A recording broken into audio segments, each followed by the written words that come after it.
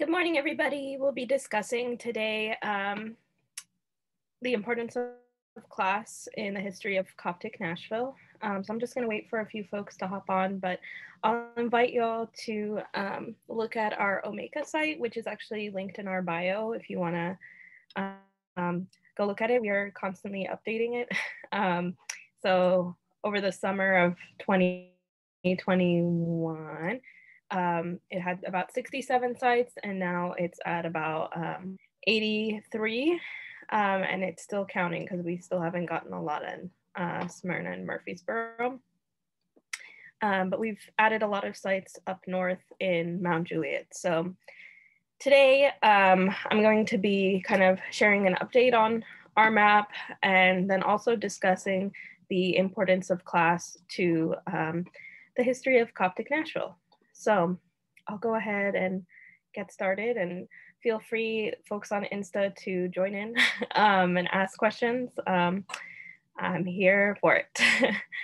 Okay, so on Omeka, we have our little map here, and it shows a good chunk of the businesses, churches, residential sites as well, like Rice Road Apartments, that you can kind of look through and look at the photos for, and as we continue to update. So this mapping project is super important to us because it answers a lot of the questions about the importance of class. I think a lot of Coptic people, the hot topic is race, right? Here we go. Are Coptic people Black? Are we white? Are we Arab? Are we what? You know, the whole shebang. But for me, it's a big part of Coptic identity, especially in Nashville, is the question of class and what distinguishes us as a Coptic people in Nashville, and even Coptic people in Ina, Luqsor, Nag Hammadi, what distinguishes them between Nag Hammadi and Cairo, Qahira, or Iskandariya. And these are very important questions for me. If you know me, you know there are two ways that I distinguish people who are radical. It's one, their position on race, and their position on Palestine. So this is one of the big ones, and I think it's very important when discussing the Coptic community. So I'll be presenting kind of in concentric circles, I guess it's called. So we're going to go from a very specific point, and we're going to go larger, and then we're going to come back to the middle here. Let me someone doing it. Okay. Cool. And this is also being recorded on Zoom, and it'll be posted later as well on, yes, on YouTube and also on here. So I urge y'all to check out the Omeka, and let's go ahead and begin. So what is kind of the current status of Coptic people here in Nashville? One of the biggest hot topics here that is strongly affecting Coptic people, but other communities as well, is the housing crisis that is going on now in Davidson County. So briefly, we had a presentation about this in the fall of last year, a couple months ago, but I just want to kind of refresh everyone's memory. Coptic people started coming in waves to Nashville starting in the 1990s to kind of help build, well, not help build, to build and be the labor workers of Nashville. So the first area that they settled in was in South Nashville, in a very segregated area of town, living among Latinx and Black immigrant community members. For those of you who are not familiar with Nashville history, the South of Nashville is the most diverse. All the immigrants are and the laborers. North Nashville, I don't know if you can, yeah, you can kind of see my cursor. North Nashville is the Black district, the Black region of Nashville. That's where you find the HBCUs. That's the history of the sit-ins, the civil rights movement. So a very, very famous historic area of Nashville. Also, like Black Wall Street was Jefferson Street. So we're going to get to that, what happened to Jefferson Street in Nashville. But that is North Nashville. West Nashville is big plantation money. So that's where you find Belmead, Green Hills, all these really fancy, mostly white folks. That's not to say that there aren't plantations in the north and the south of Nashville. There certainly are in South Nashville. This is just where you find the celebration of plantation culture. So you'll find like a literal plantation and white people sipping their tea. Yeah, it's joyous. And then East Nashville over here, that's kind of right above. South Nashville's here. East Nashville's this way towards the lakes. And East Nashville is very gentrified now. It used to also be with a good chunk of Black folk living there, but it is now known as like the hipster region of Nashville. Not really good food, I will just tell you that. That's what I know about East Nashville. It's just extremely white, extremely young, extremely people who don't have good taste palettes. So it's kind of in this region between these dots, if you see where I'm going right here. That's East Nashville. So what's also very important is that Coptic people first settled in this very northern part of South Nashville, known as Melwood. By the 2010s, after the Great Flood, a lot of Coptic people moved to the Antioch region, which is further south and further away from Nashville, the downtown area, where many folks work. And so they moved past the airport, and now what we're seeing is a further displacement south. So most people, they come from Egypt to BNA, and they are going to live either in Murfreesboro City or Smyrna, both very rural, both, as you can see, very far, like Murfreesboro to Nashville, very far away. And Smyrna here in the middle is very rural, and you can see they have a very strong highway system of kind of, highways are very important, as we know, of cutting off people, right? And Smyrna, yeah, is very much cut off and very much rural and very white and very certain area to live in, I'll just say that. So we're going to be discussing the housing crisis and what relates to class. So we'll still be focusing on kind of this area of Davidson County, the Melwood area, which is the northern part, and then Antioch, which is the part bordering Laverne. So right now, Coptic people are experiencing a housing crisis. And what this looks like is a lot of Coptic people who traditionally were living in this area after 2010, after the first displacement, and that's very important, that this is not the first displacement that has occurred in Coptic history in Nashville, that now we are seeing kind of a second wave of displacement going further south. A lot of this has to do with white migrants coming in from California, and the north. There was a study done by the University of Tennessee, Knoxville, that says, there's an ad, Tennessee is expected to grow to 1 million people in the next 20 years, which is really crazy. So if you know the population of Nashville right now, it's about 700,000 people. And it's pretty, we're constantly seeing construction going up of really, really cheap sites. Actually, just near our office, which is near Melwood, they've taken over an office site and they've made it into apartment buildings. And it's a really, if you know Melwood, Melwood is still predominantly immigrants. It's just Latinx as opposed to African immigrants right now, as it used to be in the early 2000s and late 90s. And so it's a strong reminder of the impending gentrification, well, the ongoing gentrification of Melwood, of making these like 500 square foot apartments for $200,000 in an area where there are mostly newcomers who are trying to pay less than $1,000 for rent. So just to give you a sight, like a lens into the level of gentrification happening here. So what's also really terrifying about displacement is not just, you know, losing your home, but it's in a sense of when you're moving into a more rural, that's not Antioch, places like, La Verne, and Smyrna, you're also losing connection to community, right? It's much harder for newcomers to communicate when they're in a rural site. And you're also, on top of that, losing wealth for the people who have been displaced out of Antioch and now are moved into Smyrna and Murfreesboro City. This definitely means that they've lost wealth and that they have to regain it in some sense, right? So when we talk about gentrification and displacement, I think a lot of people like to romanticize it by saying, you know, these people have lost their homes, they deserve to live in their homes, but it's very insidious. It's a loss of wealth, it's a loss of community, and those two things are kind of foundational to diaspora people, especially when you've lost already your sense of home, right? If you're from Egypt and you're here now, you already have lost that sense of home, and now you're kind of stuck in this, stuck here.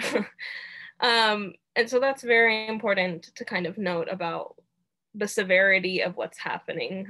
It's not like a sad story, it's a tragedy. So kind of going out, why should we be discussing this housing crisis alongside the importance of class?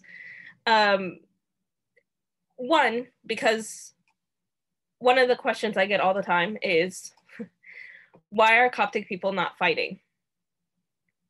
If Coptic people have gone through massive displacements, the first one being leaving Egypt, the second one being stationed in South Nashville in a very segregated area with low resources, and their taxes being used to build West Nashville.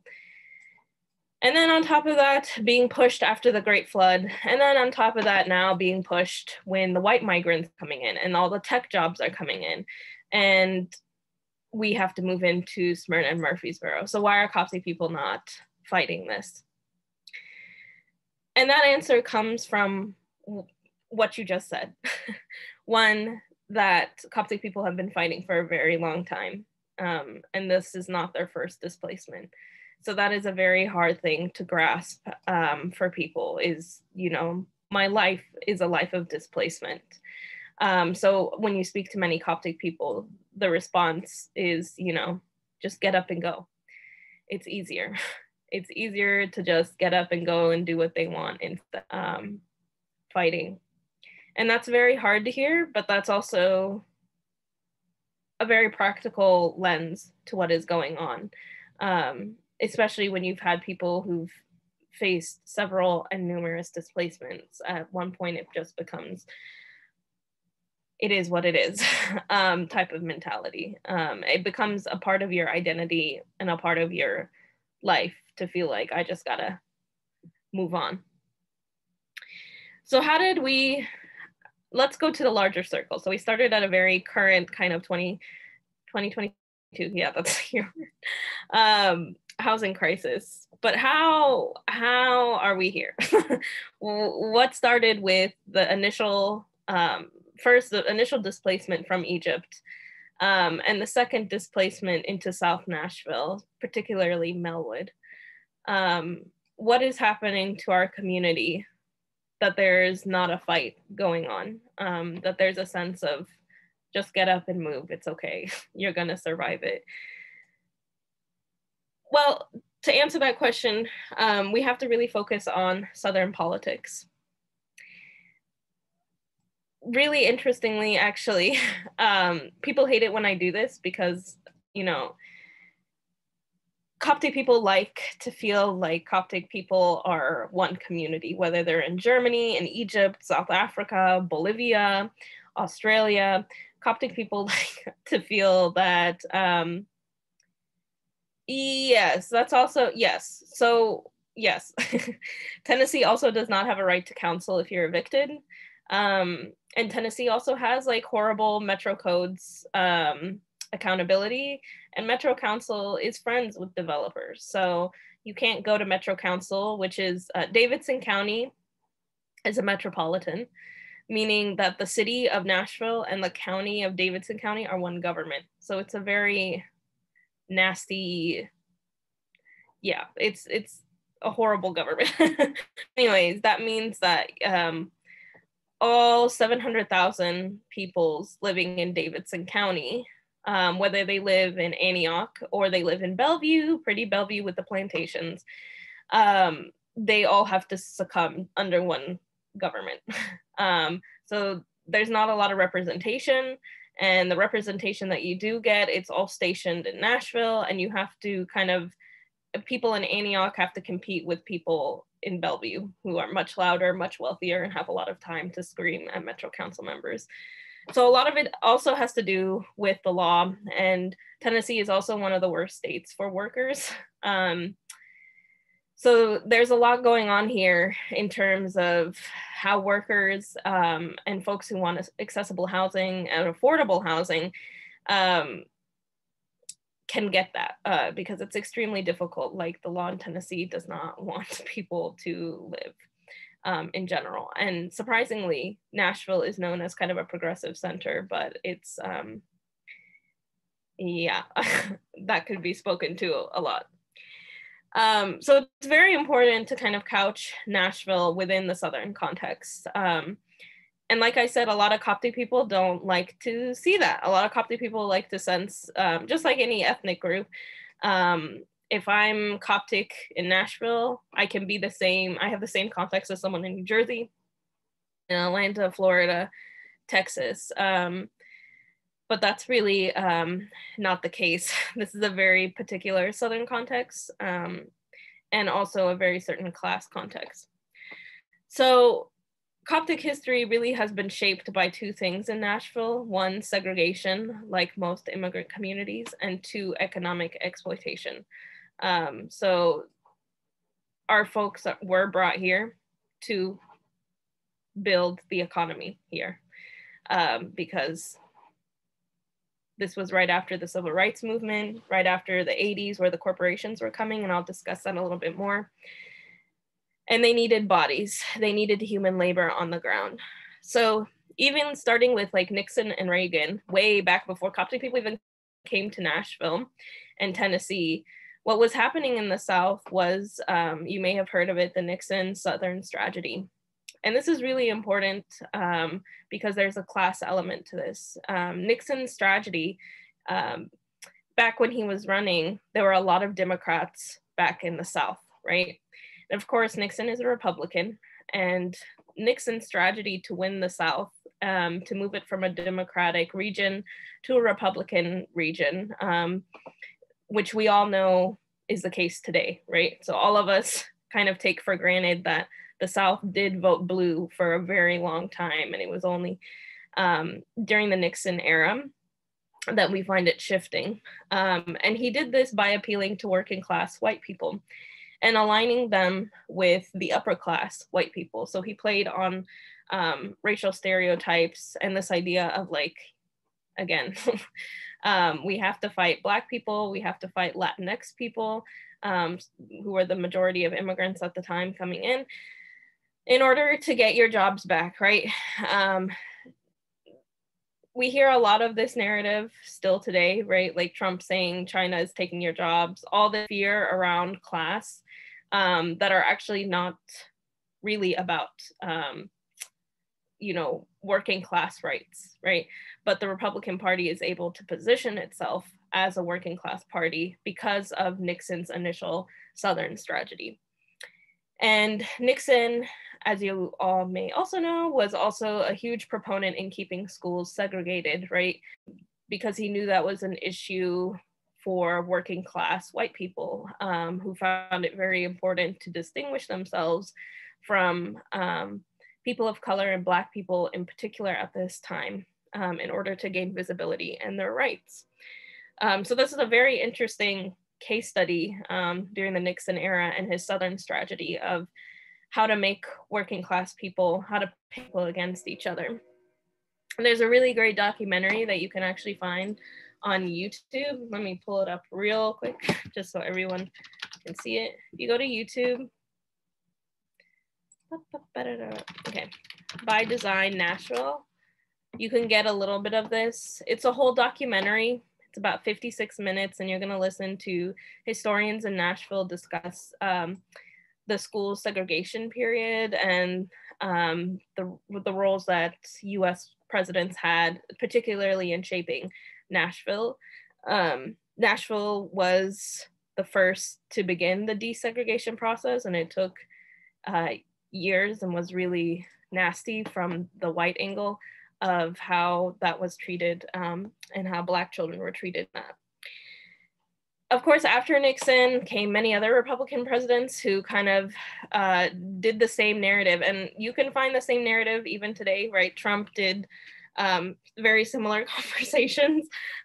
Reagan was the first president also who kind of, Reagan was very interesting, right? He kind of purported himself as a pro-immigrant person, had legislation, passed legislation to support undocumented people to have pathways of citizenship, which I will discuss in a minute about being pro-immigration versus pro-immigrant, because those are two different things. But Reagan was definitely pro-immigration. And he also had a Southern strategy to bring in laborers, which is like the most important thing for the South. The South also has major industries. It's where oil, the raw goods are made, just like any other Southern, kind of any global South.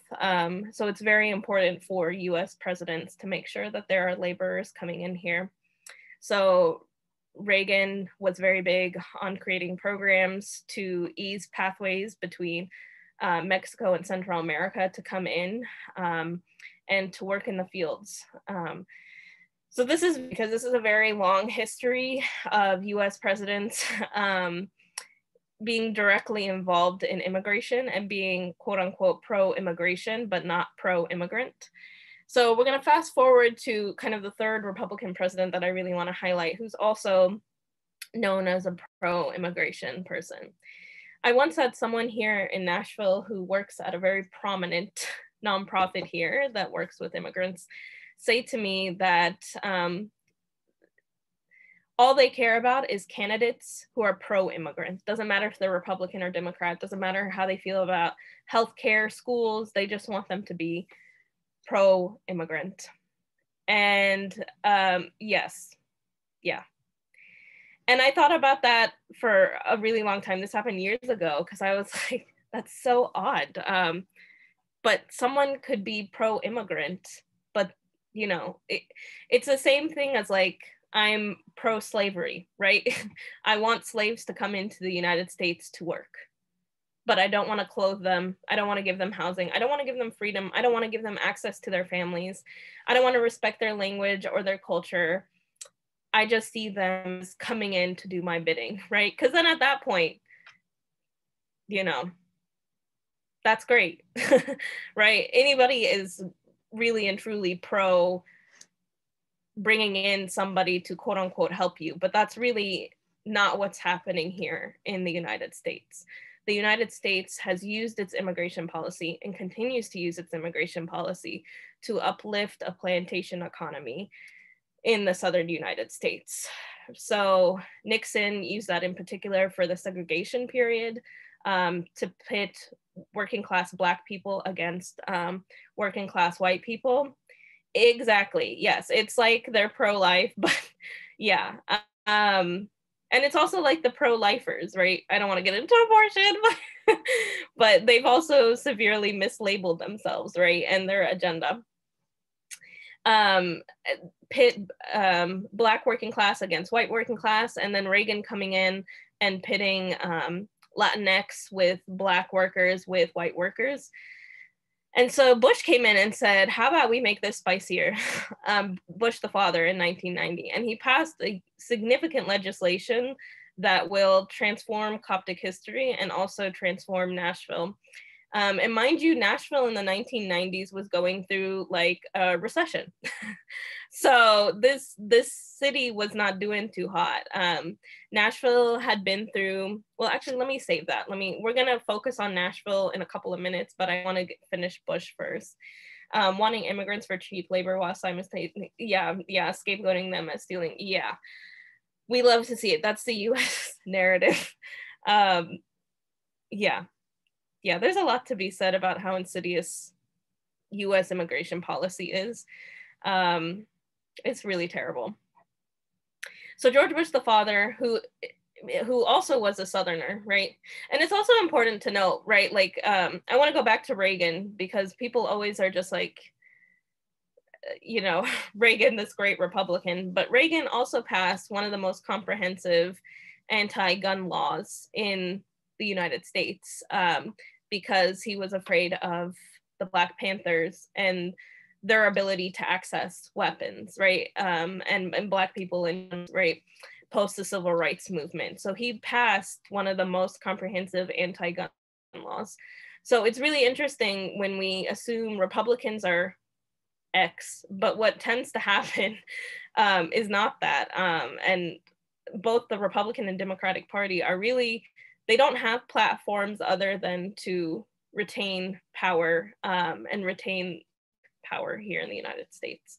So even though Republicans in general are, I think in general, we can say they are pro-gun, one of the most comprehensive anti-gun laws came from a Republican, even though we can say that a lot of Republicans don't like immigrants, don't appreciate immigrants.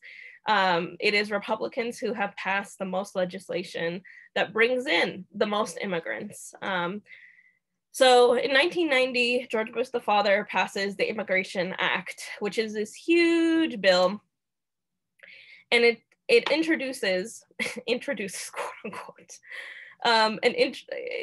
a selection process for, yes, definitely rooted everything in white supremacy.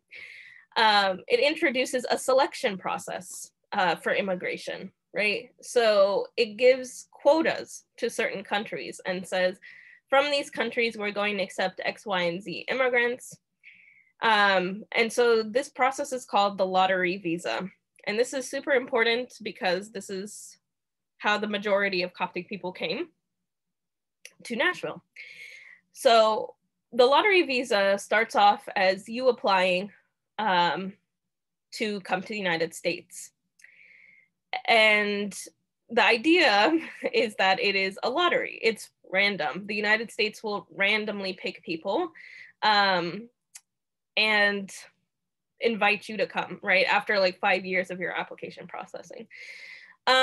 Yeah, Nashville is a huge case study in how not random that process is. We have several men in this city who are single and who are just here to work in the factories. So there's a strong case to be made that the lottery visa favors able-bodied single men, to the point even that a lot of Coptic men started lying on the application and saying, even though they were married with children, and saying that I don't have kids, so that they to finesse the system, and come to the United States, work here for years, get their citizenship, and we're talking about years, 5 to 10 years to get your citizenship, and then sponsor your family, right?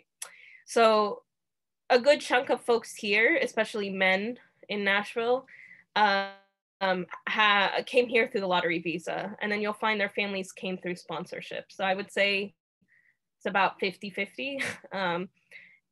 And surprisingly, there's a huge misconception that a lot of Coptic people applied for asylum or refugee status from persecution. And it should be noted that a lot of Coptic people here in Nashville have seen massacres in Armenia. So Muslim neighbors or people from outside of the community coming in and massacring Coptic Christians. But they have not applied for refugee status because refugee status and asylum are ridiculous here in the United States. And this is also the shared story of people on the southern border here between the United States and Mexico, right? When people are coming in and they're applying for asylum and they're receiving kind of the same backhandedness from the immigration authorities. So it's a very similar story actually for a lot of Latinx community members and a lot of Coptic members. We have a lot of Coptic people here who are also undocumented because their lottery application did not come through because they applied as a family, which is the United States hates families. So they said, yeah, hell no, we are not taking care of your kids. You can come here and work in the factory, but don't bring your kids. And so these Egyptians chose to say, oh, well, we just want to visit folks. And then they stay. So we have a lot of people who are undocumented on travel visas. Yes. Yeah, I think there's also a case, like these categories of what is a refugee, what is an immigrant. There's a lot of blurring from Colombia, hey! There's a lot of blurring of those lines for a lot of immigrants, right? Especially because US immigration policy hates refugees unless they're white refugees, which we've learned the past couple of months. But if you are, you know, a brown refugee from Colombia, from Egypt, from Somalia, yeah, you ain't coming in. And they hate families too. So this has been a theme since the slavery era here in the United States. I hate saying the slavery era because I think it just morphs into other forms. But separating families has always been kind of the policy in the United States. So the 1990 law, one, changed the demographics of Egyptian. A lot of Egyptians would come to the United States for scholarships before this. But now in the 1990s, we see a lot of Egyptians coming in for laboring. And that's a very certain community. And actually the United States does a very good job of who they bring in. And so they love to bring in people who are not literate. They love to bring in people from Southern Egypt who have fewer resources, particularly and more insidiously, Southern families that have lost their land due to US imperialism and US restructuring of the Egyptian economy and making it less agricultural. So if you're a farmer and Egypt is now importing from Europe agricultural goods that you used to produce for the country, for your neighbors and for your community members, you just lost a job because of IMF loans, which is also another whole story about the US displacing farmers in the South in Egypt, which they did in Mexico as well, the NAFTA agreement. It's almost like a stamp. US foreign policy is like, whatever works in one country, let's keep it going. So if it worked to displace it, let's try to make it work to displace Mexican farmers, indigenous farmers, Central American farmers. So yeah, so more labor, and it was meant specifically to support a crippling Southern economy. So the South had just endured a civil rights movement. The heartbeat of the civil rights movement was here in the South, and Southern plantation people, I guess is what I'm going to call them, worked very hard to cripple that movement. So there were, like, Reagan passed a very comprehensive anti-gun law. Highways were built, segregation restarted, right? So to the point now that today in Nashville, schools are just as segregated, if not more, than they were in the 1950s. That's how good white supremacists worked here in the South, right? And that's a statistic. If you watch By Design, it's really, really creepy how effectively their agenda worked to keep schools segregated and not have any progress made. So specifically what was happening in Nashville, Nashville is super kind of important in a sense that up here in the 1940s, during the World War II, Fort Campbell was built, and you can go visit Fort Campbell, right? So, and that houses tens of thousands of military folks. And that really, yes, and redistricting is that just happened actually. It's just a continual fight here in Nashville. Fort Campbell up here in Clarksville is really uncanny if you ever visit it. It's like a full military base right next to where civilians are living. And it's a very interesting kind of commentary on US life and US priorities. In the 1950s, I-40 was constructed. And this was right in the middle of the civil rights movement. I-40 broke into North Nashville and crippled the Black Wall Street that was up there in Jefferson Street. So where we saw before the 1950s, Black people who had businesses, had their own kind of their ambitions, their community members, their residential spaces, and that formulated into the civil rights movement, a very powerful civil rights movement that was really centered in Nashville, by the way. White people were like, yeah, no, we're building a highway to make it more accessible for ourselves. And you can see Nashville has all these highways. Look at this one, right? Deeply segregating Melwood from Antioch. They're like almost too obvious, right? How these highways work, right? I-40 is right here, segregating North Nashville and breaking apart that community. 440 also was built, I think, in the 80s. So I-40 was built in the 50s. This one was built a few decades later, also when they were like, well, the immigrants are coming. We need to break that as well. In the 1960s, started the sit-ins in downtown Nashville.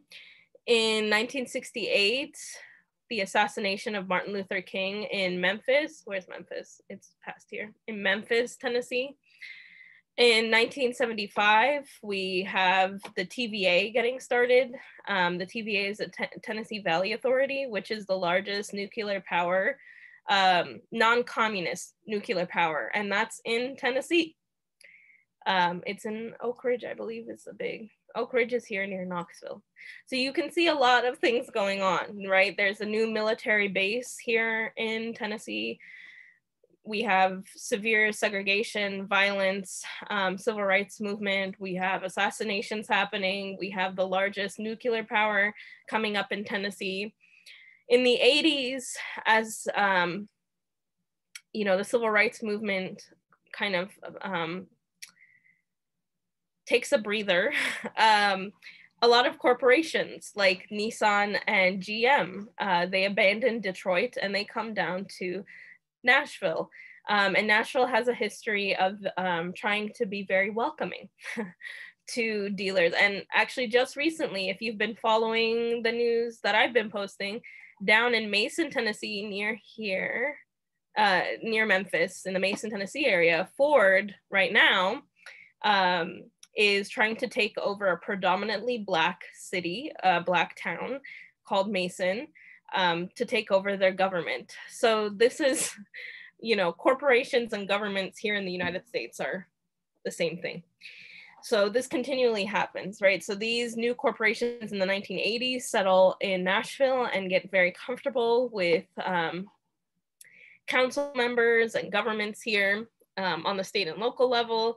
And then in the 1990s, kind of the final tick is when these corporations are like, well, we kind of need laborers, don't we? After all of this, after, you know, the severe militarization of Nashville, of Tennessee in general, and then the segregation period and the civil rights movement and the highway building and the crippling of Black economic wealth and community wealth, they're like, well, the last straw, as always, is to bring in immigrants.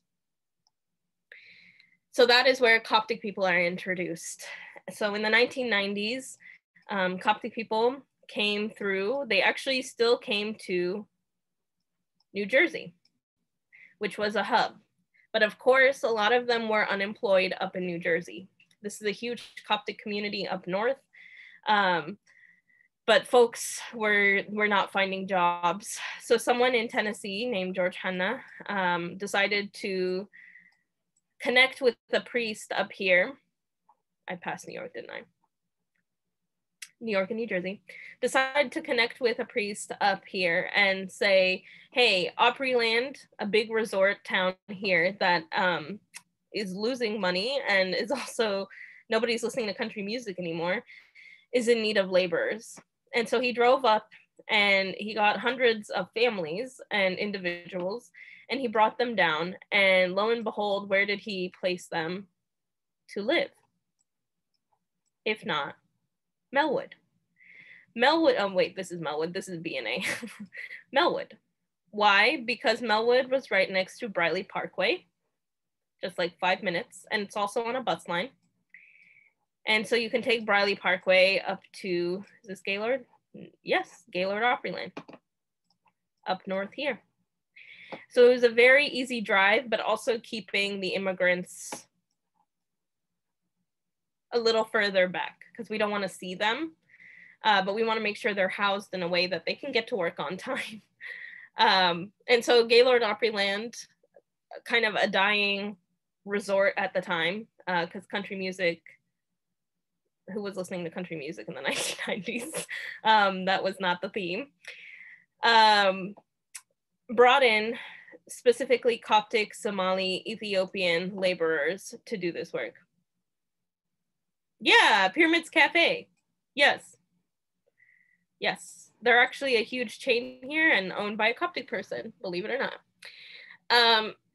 And because of this labor, Gaylord Opryland doubled in size and was able to reframe itself not as like a country resort, but as like a really fancy, ponce little resort, big resort, sorry, here in Nashville. So if you go to Gaylord, it's really famous for the inside of it, where it has all these, it's like a forest. It's really interesting. It's really beautiful. I strongly advise people to go there, especially if you're Coptic, because you will definitely meet Egyptians. It's like, it's really crazy how many Egyptians work here.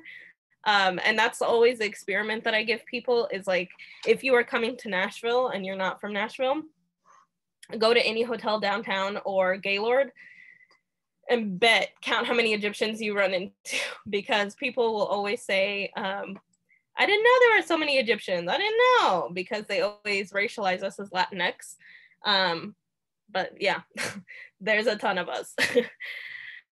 Interestingly, just to show you how big Gaylord Opryland is now, last year, the Republican Party held their convention here.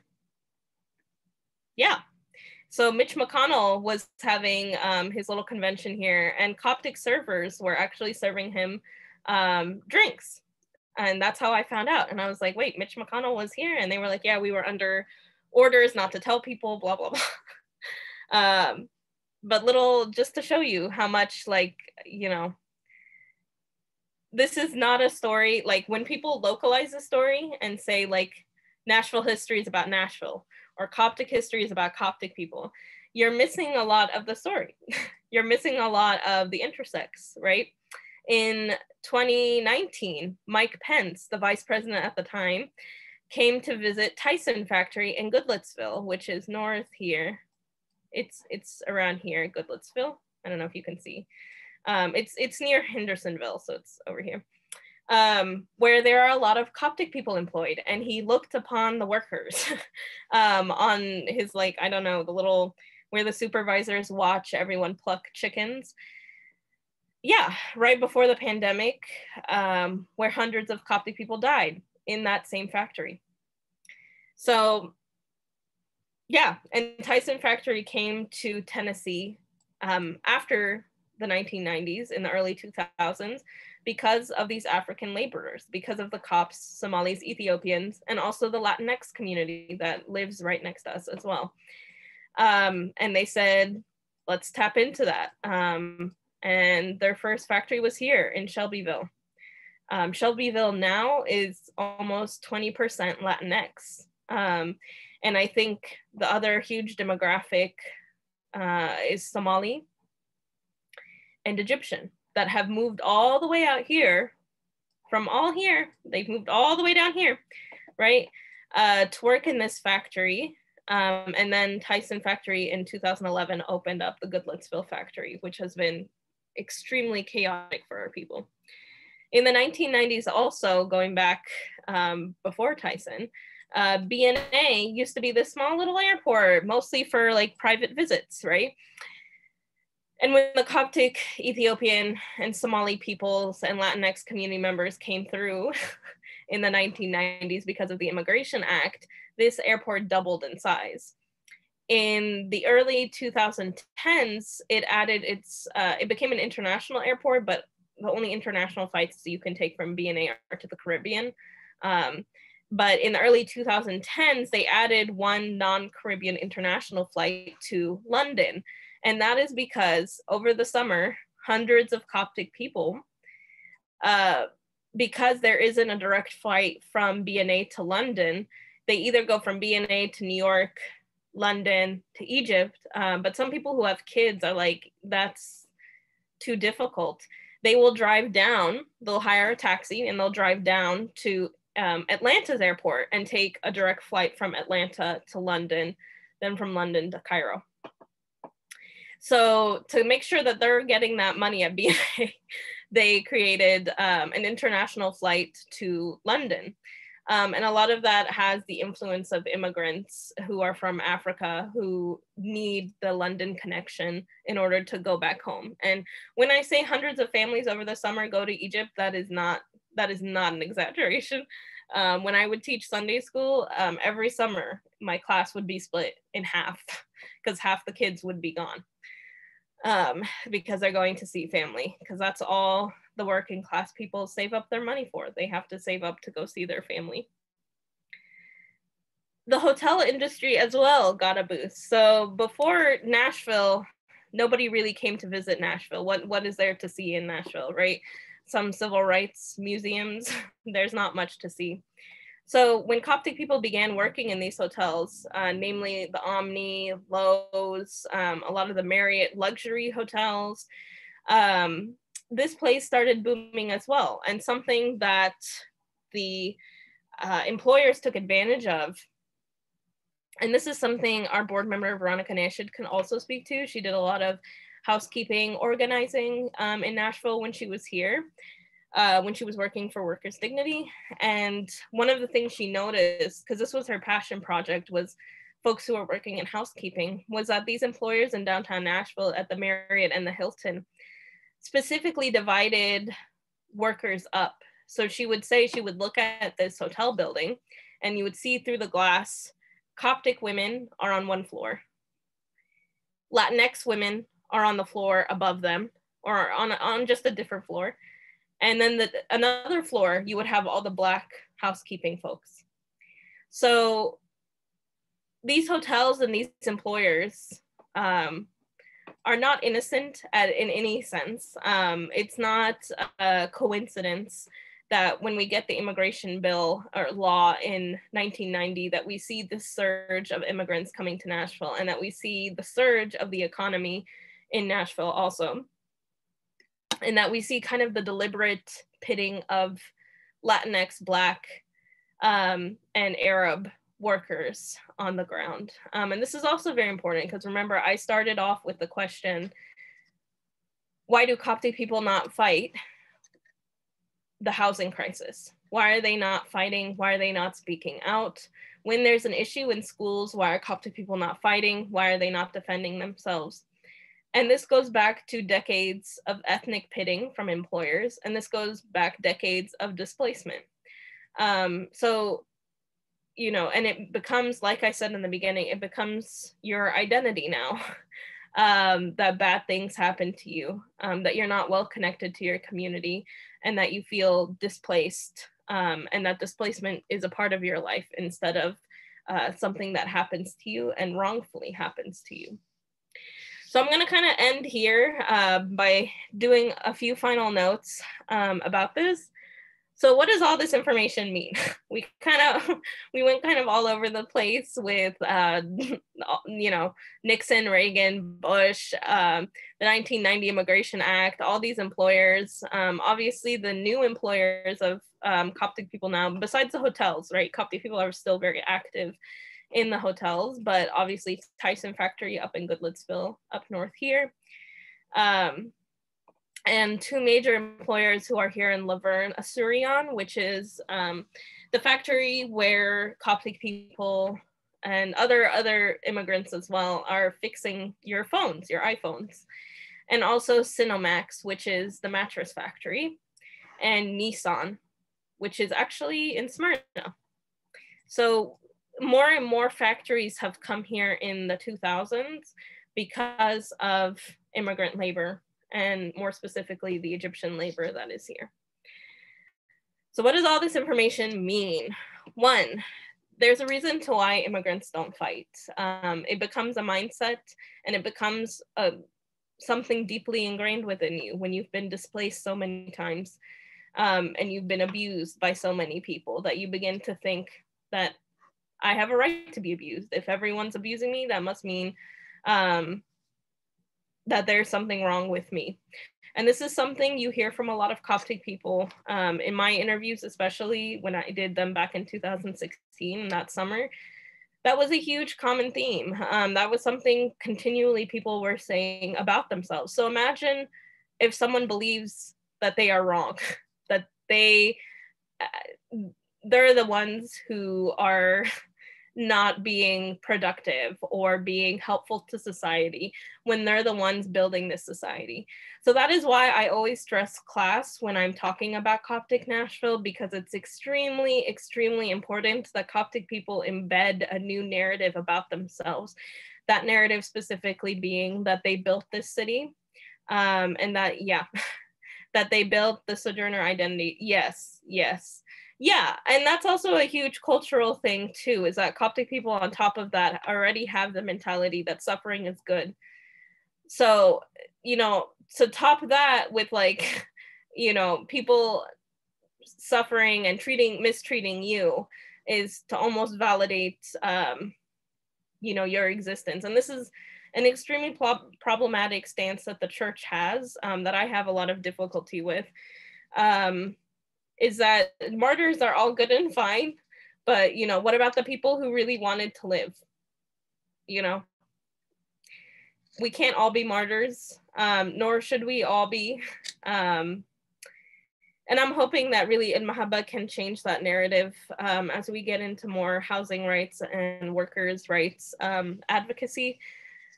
It's just very difficult. Like sometimes we have journalists who want to talk to people, and I'm like, I know people you can talk to that have been maimed in Tyson Factory, but once I contact them, they're like, yeah, I'm not talking to a journalist. I don't need to engage this. And it's very hard for people to talk about it. It's very hard for people to imagine that something's going to change about this city, especially when this whole city, their whole existence in this city has been about abuse. The other thing that's really important is to know this isn't the first displacement. I consider any type of migration as some level of a displacement, right? So unless it's of your will, right? Which is, you know, like if I'm going to Cancun, that you are not getting displaced, right? I'm not talking about travel and tourism. I'm talking about people who they have to leave their families or their families will starve. So someone has to go to Kuwait, someone has to go to the United States, someone has to make that money.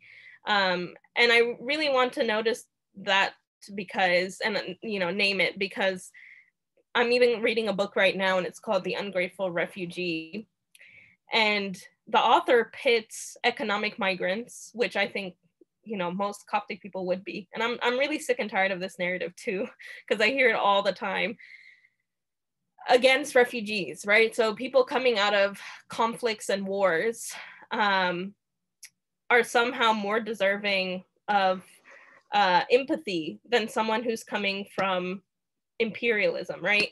And for me, imperialism can take two forms, right? Imperialism can be in the form of bombing, and imperialism can be in the form of economic warfare. That is happening in Egypt, right? So when your family loses their land that they've been living on for hundreds and hundreds, generations of generations, and that forces you to leave and go to the United States, it's a different kind of trauma than seeing airstrikes on your country. That's for sure. But it's still a trauma. And that's very, very important, right? So economic migrants, and I think she was specifically referring to Latinx people. I don't think she knows who Coptic people are, or maybe she does, but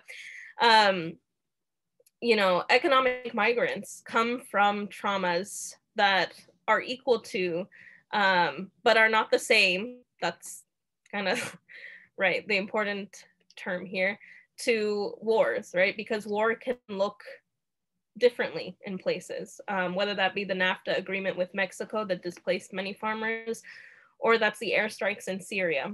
It looks different, but it's from the same source, the United States. Class matters because we also, one of the biggest things that I keep referring to and why we do this project is the invisibility of Coptic people. Yes. Has had their hands on many nations, causing so much pain. Yes.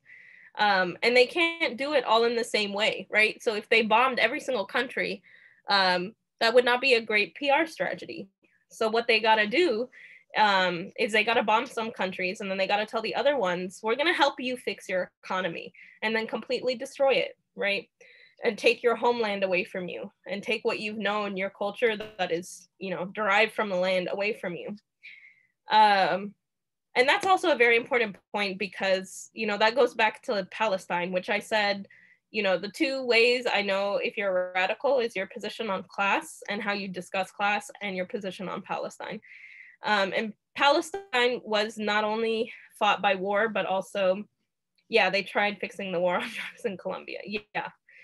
Yeah. And it's extremely, I don't think people know how traumatic that can be when they lose land, and you lose, especially when people are so tied to their land.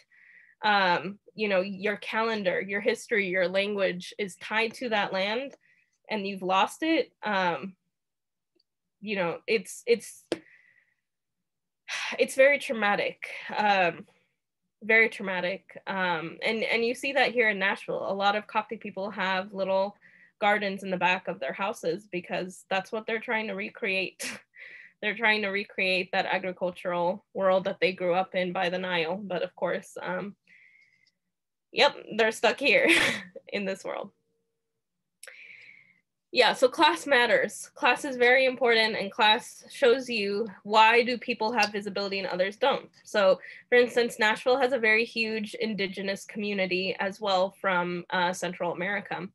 And they don't have visibility. So we still have people, I mean, we still have people in Nashville who don't even want to translate things into Spanish and Arabic, which I think is crazy. I've even seen people who are like, we're going to talk about, thank you, my brother.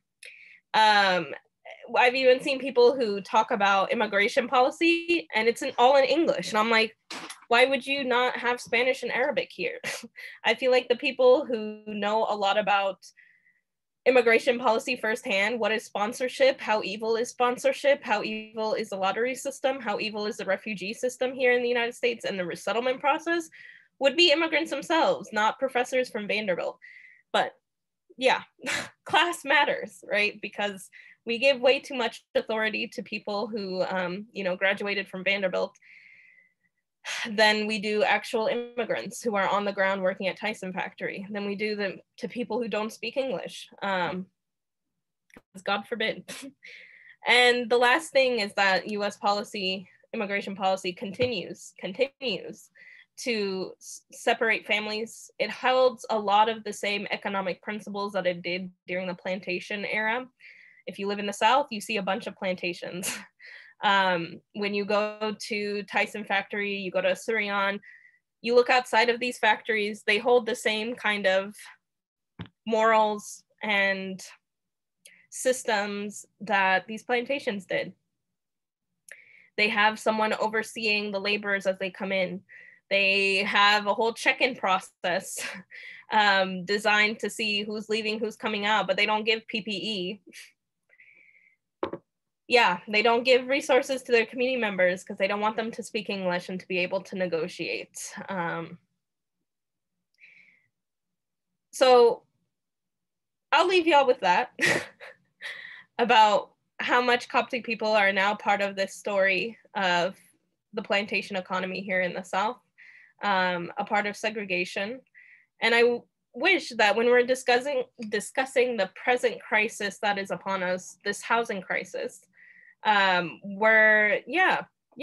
you for being here and active. We're not ignoring the cultural context, the historical context of class, race, immigration, and migration and displacement in Nashville. Because then we see this as, oh my God, they're evicting people.